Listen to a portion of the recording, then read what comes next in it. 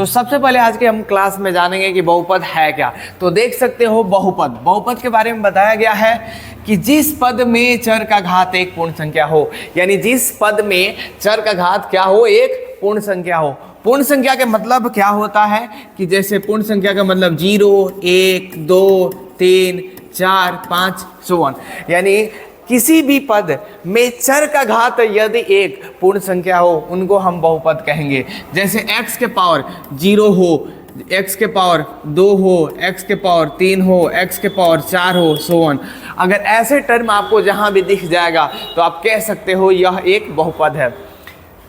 चलो, तो बहुपद के बारे में हम डिफाइन कर सकते हैं कि इसमें एक अचर होगा, एक मैं सूत्र अपने से क्रिएट करने की कोशिश कर रहा हूं, अचर होगा, फिर से चर होगा और इनका पावर एक क्या होगा, पूर्ण संख्या। आपको यहाँ पे नहीं दिखना है, यहाँ पे कुछ भी हो सकता है। ये जो अचर है ये एनीथिंग हो सकता है, एनीथिंग हो सकता है, जस्ट हमें ध्यान देना है। एक्स एक्स क्या बोलते हैं, एस्पेक्ट ऑफ 0। अब यहाँ पे ध्यान देना है, ये जो चर का पावर हो एक पूर्ण संख्या हो। ऐसे सिचुएशन मिल जाएगा तो उन्हें हम बहुपद कहेंगे। जैसे 9 को देख सकते हो, इसमें 9 में x तो दिख ही नहीं रहा, तो क्या हमें पता है x के पावर 0 1 होता है, तो क्या हम यहाँ पर x के पावर 0 ऐड कर सकते हैं। और इस x के पावर 0 क्या है, एक पूर्ण संख्या है, इसलिए हम कह सकते हैं यह एक बहुपद है। दूसरा एग्जाम्पल देखो, 3x स्क्वायर। 3x स्क्वायर में देखोगे तो 3x के पावर 2, 2 क्या है, एक होल नंबर है, 2 एक होल नंबर है, इसलिए यह भी एक बहुपद है। यहाँ पे देख सकते हो 5x स्क्वायर प्लस 9, यानी ये भी एक पूर्ण संख्या है और यहाँ भी 0 छुपा है, इसके पहले मैं बात किया था। तो इन दोनों को हम बहुपद कह सकते हैं। चलो, यहाँ देख सकते हो ये भी एक पूर्ण संख्या है, यहाँ भी 1 छुपा है, एक पूर्ण संख्या है, यहाँ भी 0 छुपा है, तो ये भी एक बहुपद है और यहाँ भी एक बहुपद है। अब क्या दोस्तों हमें इसे मतलब है, हमें इसे मतलब नहीं होना चाहिए। किसी भी बहुपद को चेक करने के लिए x के जो पावर होता है उसको हम चेक करते हैं। आई थिंक सो कि आपको बहुपद बहुत अच्छे से समझ में आ गया होगा। तो चलिए हम दूसरा टॉपिक आज का हम पढ़ते हैं।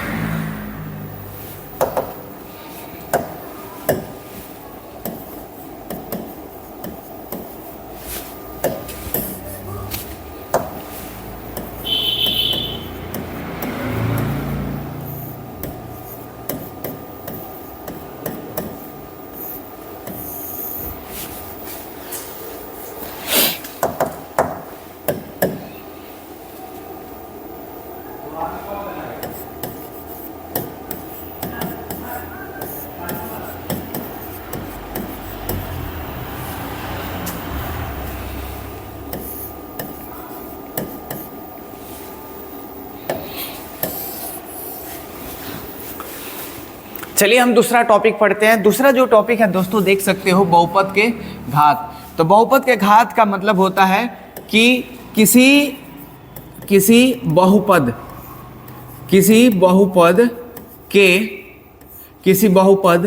के महत्तम घात को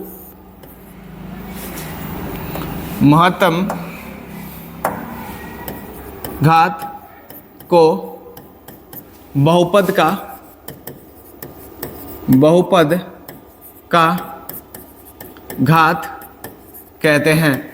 किसी भी बहुपद में जो सबसे बड़ा घात, महत्तम का मतलब होता है दोस्तों सबसे बड़ा घात। इसका मतलब आप क्या समझोगे कि सबसे बड़ा घात होना चाहिए। किसी भी बहुपद में जो सबसे बड़ा घात होता है उन्हीं को हम बहुपद की घात कहते हैं। For example 2x square plus 9x के पावर 9। अब इसमें देख सकते हो यहाँ पे 2 घात है दोस्तों, इन दोनों में देखोगे तो इसमें 9 सबसे बड़ा घात है। तो हम कह सकते हैं कि इन बहुपद का सबसे बड़ा जो घात है 9 है, इसलिए बहुपद का जो घात होगा 9 आंसर होगा। यहाँ पे बहुपद का घात क्या होगा दोस्तों, 9 होगा, क्योंकि दोनों में बड़ा कौन है, 9 है, इसलिए बहुपद का घात 9 होगा। नेक्स्ट दूसरा एग्जाम्पल देख सकते हो 3x के पावर 9 अब माइनस x के पावर 100। तो इन दोनों में देख लो दोस्तों, आप दोनों में अगर ऑब्जर्व करोगे तो दोनों में बड़ा कौन है? 100 है।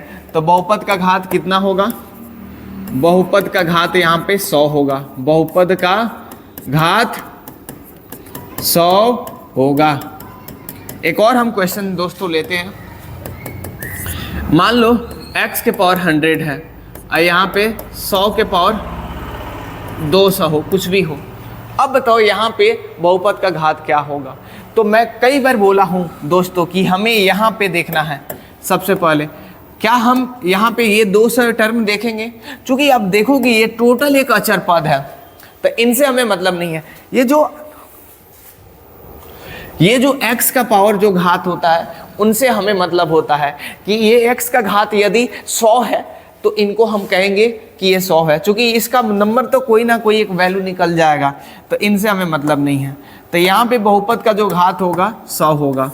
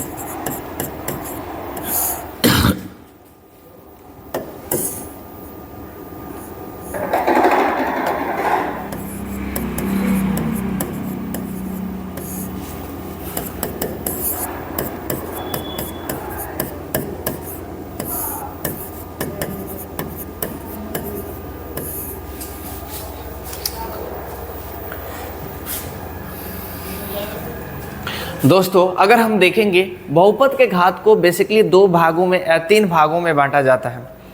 वैसे भी देखोगे दोस्तों, अगर हम ध्यान दें तो बहुपद के घात के आधार पर बहुपद को मुख्य तौर पर 3 वर्गों में बांटा जाता है। यानी 10वीं के सिलेबस में हमें मात्र 3 प्रकार के बहुपद के घात को पढ़ना है। तो चलिए देखते हैं वो कौन कौन है।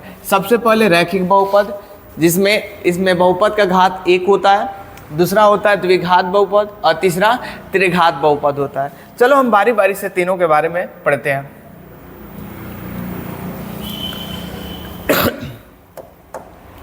सबसे पहले वाला जो टर्म आ गया रैखिक बहुपद, तो चलो देखते हैं कि रैखिक बहुपद है क्या। इसके लिए डिफाइन किया जाता है कि जिस बहुपद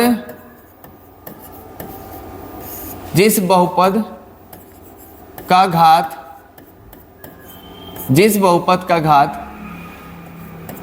1 हो उसे रैखिक बहुपद कहते हैं। जिस बहुपद का घात 1 हो उन्हें हम रैखिक बहुपद कहते हैं। अर्थात क्या है, अगर देखा जाए तो रैखिक बहुपद का जो व्यापक रूप होता है, यहाँ पे रैखिक बहुपद का व्यापक रूप ax प्लस b होता है। यहाँ पे देख सकते हो इनका जो मैक्सिमम इसमें घात होगा 1 होगा, और यहाँ पे a जो होगा वो कभी भी 0 के बराबर नहीं होगा। यानी a का जो मान होगा वो कभी भी 0 के बराबर नहीं होगा। अगर a का मान 0 हो जाए तो यहाँ से x का वैल्यू कट जाएगा, 0 हो जाएगा, इसलिए a का मान कभी भी 0 के बराबर नहीं होना चाहिए। 2 चीज़ और इसके बारे में हम जानते हैं कि रैखिक बहुपद में शून्यकों की संख्या इंपॉर्टेंट है। शून्यकों की संख्या, जानते हो कितना होता है? शून्यकों की संख्या 1 होती है, यानी रैखिक बहुपद में शून्यकों की संख्या 1 होगा, रैखिक 1 होगा। आप देखना चाहोगे कि वो क्या है, देख लो, ax प्लस बी है।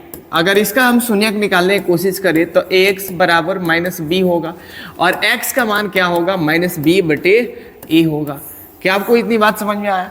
तो अगर शून्यक पूछा जाए रैखिक बहुपद का तो आप बोलोगे माइनस बी बटे ए। तो चलते हम नेक्स्ट दूसरे टॉपिक में आज का, द्विघात बहुपद।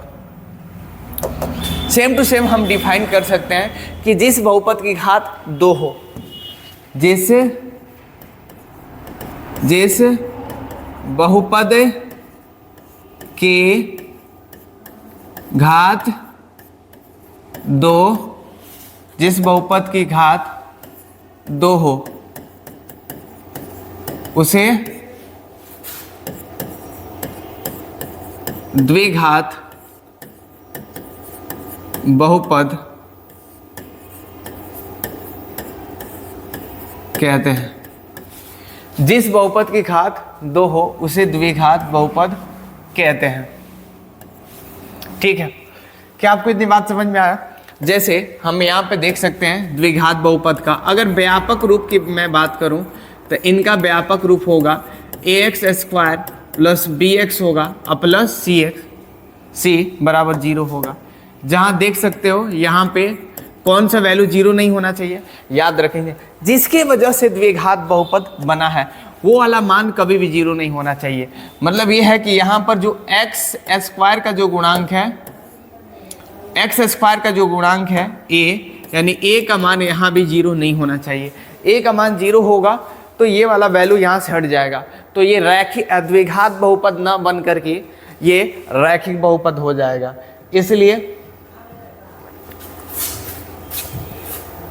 इसलिए द्विघात बहुपद में भी a का मान 0 कभी भी नहीं होना चाहिए। अगर मैं पूछूं इनका शून्यक आप बताइए, यानी ax square plus bx plus c बराबर 0 निकालेंगे तो इसका शून्यक a निकल कर आता है x बराबर minus b plus minus under root b square minus 4c बटे 2a आता है। यानी इसमें 2 इसका हल आता है, 2 हल होता है, यानी एक प्लस वाला दूसरा माइनस वाला। यानी शून्यकों की संख्या कितना होगा, यानी शून्यकों की संख्या यहाँ पे 2 होता है। शून्यकों की संख्या कितना होगा दोस्तों, 2 होगा। यहाँ पे एक चीज समझ लेना। आगे हम बढ़ते हैं। हम त्रिघात बहुपद अभी नहीं पढ़ेंगे, बाद में पढ़ेंगे इसके बारे में।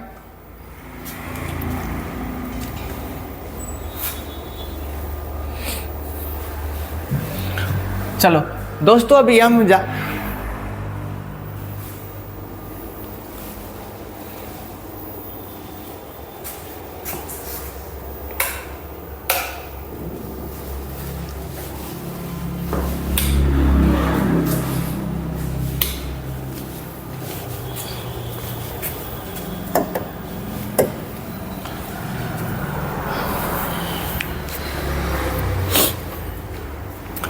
अब ये वाला जो टॉपिक है ये आपका 2.1 का इंट्रो है, यानी एक्सरसाइज 2.1 का इंट्रो क्लास है। तो आई होप कि यदि आप लोग ये वाला वीडियो मतलब इतनी अगर अच्छे से पढ़ लोगे, समझ लोगे तो आपको 2.1 इजीली बनाना आ जाएगा। तो इसके लिए कहा जाता है, ध्यान से देखो मैं आपको बता रहा हूँ कि ये मान लो हमारे पास x अक्ष और ये है y अक्ष, इनको हम x अक्ष बोलेंगे और इन्हें हम y अक्ष कहेंगे दोस्तों। तो देख सकते हो ये हमारा मूल बिंदु है। तो अगर हम यहाँ पे कोई भी ग्राफ खींच रहे हैं, यहाँ पे कोई भी यदि हम ग्राफ खींच रहे हैं, जैसे फॉर एग्जांपल हमने एक ये ग्राफ खींचा, तो ध्यान से देखोगे ये ग्राफ हमने खींचा है तो ये x अक्ष को एक बार काट रहा है, y अक्ष को एक बार काट रहा है। तो ये हमें यहाँ पे ये ध्यान देना है कि अगर इसमें शून्यकों की संख्या निकालना है, शून्यकों की संख्या अगर हमें यहाँ पे कैलकुलेट करना है तो शून्यकों की संख्या में हम किस चीज़ का वैल्यू निकालते हैं, x की वैल्यू निकालते हैं। यानी x का जो मान आता है उनको निकालते हैं। इसलिए ये जो हमारा ग्राफ है x अक्ष पे जितनी बार काटेगा उतनी ही शून्यकों की संख्या होगा।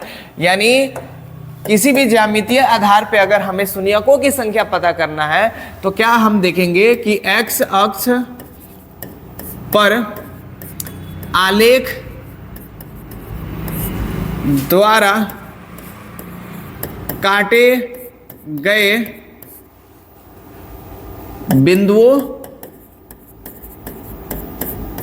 की संख्या, यानी शून्यकों की संख्या कितना होगा, ये किस बात पे निर्भर करता है कि x अक्ष पर आलेख के द्वारा काटे गए बिंदुओं की संख्या। तो ये रहा हमारा x अक्ष और ये रहा आलेख, तो सिर्फ एक बिंदु को काट रहा है। तो यहाँ पे हम कह सकते हैं इसमें शून्यकों की संख्या कितना होगा, शून्यकों की संख्या बेसिकली 1 होगा यहाँ पे, यानी शून्यकों की संख्या सिर्फ एक आएगा दोस्तों। नेक्स्ट हम टॉपिक में बढ़ते हैं। यहाँ पे हमारा प्रश्नावली भी आ गया, तो देख सकते हो इन्होंने कहा है कि प्रत्येक स्थिति में, इन्होंने हमें से कहा है 2.1 में कि प्रत्येक स्थिति में px के शून्यकों की संख्या ज्ञात करें। तो दोस्तों आपको एक ही चीज ध्यान देना है कि ये जो हमारा इसमें ग्राफ होगा, ग्राफ में कितने बिंदु को ग्राफ द्वारा कितने x बिंदुओं को काटा जा रहा है।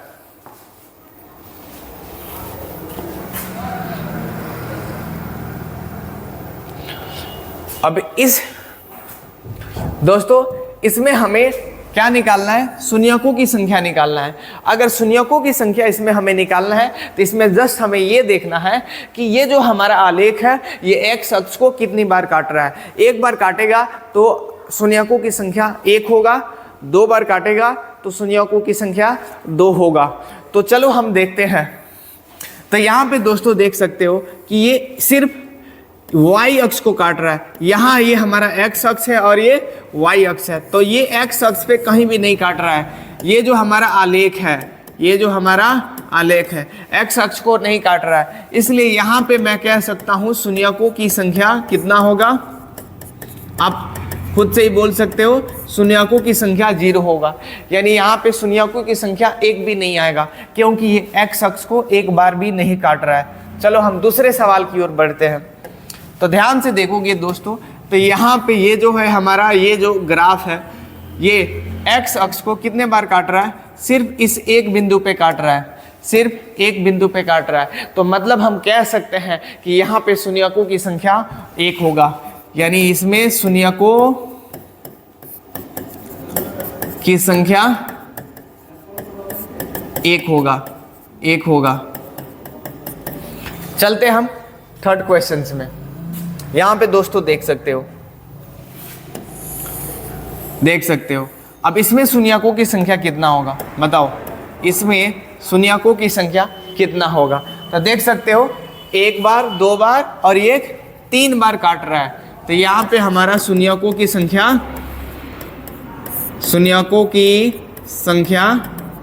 कितना होगा, 3 होगा। क्या आपको इतनी बात समझ में आया? आई होप कि आपको समझ में आ रहा होगा। कुछ भी नहीं है इसमें। यहाँ भी देख सकते हो, यहाँ पे ये जो हमारा ये है ग्राफ, ये 2 बिंदुओं पे काट रहा है। तो यहाँ पे शून्यकों की संख्या कितना होगा,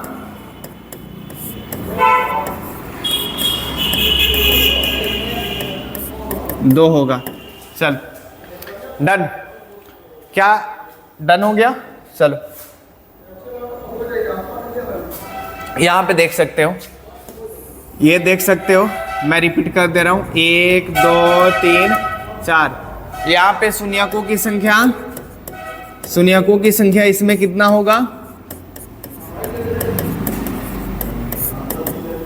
4 होगा। डन।